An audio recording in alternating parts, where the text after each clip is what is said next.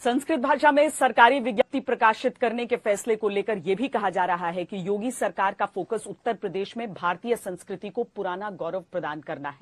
इसके तहत योगी सरकार ने पहले इलाहाबाद का नाम प्रयागराज किया था, उसके बाद फैजाबाद का नाम अयोध्या किया। कुछ ही दिन पहले योगी सरकार ने आगरा के मुगल म्यूजियम का नाम बदलकर छत्रपति शिवाजी महाराज म्यूजियम कर दिया था और अब संस्कृत भाषा में सरकारी विज्ञप्ति प्रकाशित करने के फैसले को भी इसी नजर से देखा जा रहा है। लेकिन हम चाहते हैं कि इस खबर को आप किसी राजनीतिक चश्मे से मत देखिए, इसे आप संस्कृत भाषा को उसका खोया हुआ दर्जा वापस दिलवाने के एक प्रयास के रूप में समझिए। क्योंकि संस्कृत का नाम आते ही हमारे मन में गर्व का संचार तो होता है, लेकिन जब संस्कृत बोलने की बात आती है तो लोगों का सारा जोश ठंडा पड़ जाता है। जबकि संस्कृत दुनिया की प्राचीनतम ही नहीं बल्कि सबसे शुद्ध भाषा भी है। अब आप सोच रहे होंगे कि हम यह बात किस आधार पर कह रहे हैं, तो आपको इसका आधार भी बता देते हैं। स्वतंत्रता के बाद वर्ष 1951 में हुई पहली जनगणना के समय देश में सिर्फ 555 लोगों की मातृभाषा संस्कृत थी। 1961 में यह संख्या 5 गुना बढ़कर 2554 हो गई। 1981 की जनगणना में 6100 से अधिक लोगों ने संस्कृत को अपनी मातृभाषा बताया। स्वतंत्रता के बाद भारत में संस्कृत को आम बोलचाल में प्रयोग करने वाले लोगों की सबसे अधिक संख्या वर्ष 1991 में दर्ज हुई थी। तब 49,736 लोगों ने संस्कृत को अपनी मातृभाषा बताया था।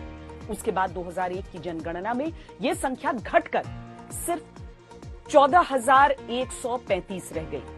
लेकिन फिर अगले 10 वर्ष में संस्कृत बोलने वाले लोगों की संख्या करीब 10,000 बढ़ी। 2011 में यह संख्या 24,821 थी।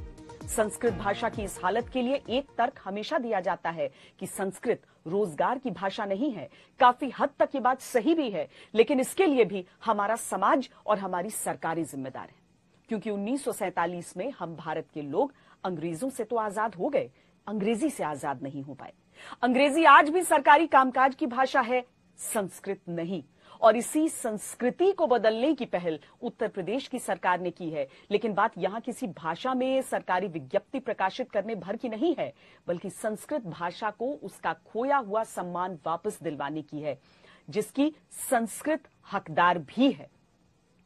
संस्कृत भाषा दुनिया की सबसे प्राचीन भाषाओं में शामिल है, जिसे देववाणी या देवभाषा कहते हैं, क्योंकि मान्यता है कि यह देवों द्वारा बोली जाती थी।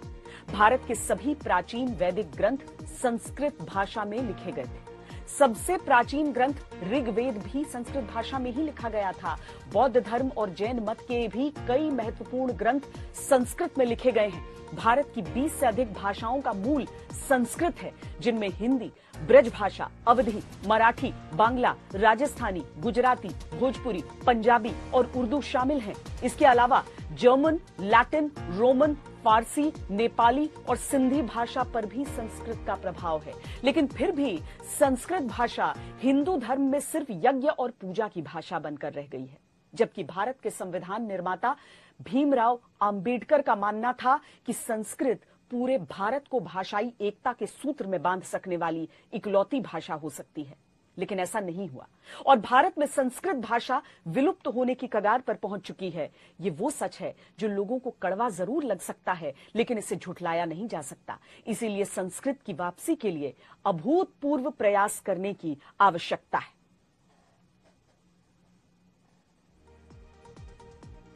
राष्ट्रकवि रामधारी सिंह दिनकर ने साहित्य अकादमी पुरस्कार से सम्मानित अपनी पुस्तक संस्कृति के 4 अध्याय में यह बताया है कि संस्कृत किस तरह भारत की आत्मा में रची बसी हुई है। दिनकर जी लिखते हैं, प्रत्येक प्राचीन जाति का संस्कार, उसकी आत्मा और उसके प्राण उसकी अपनी भाषा में बसते हैं। भारत की आत्मा और भारत के सूक्ष्म संस्कारों का निवास संस्कृत में है।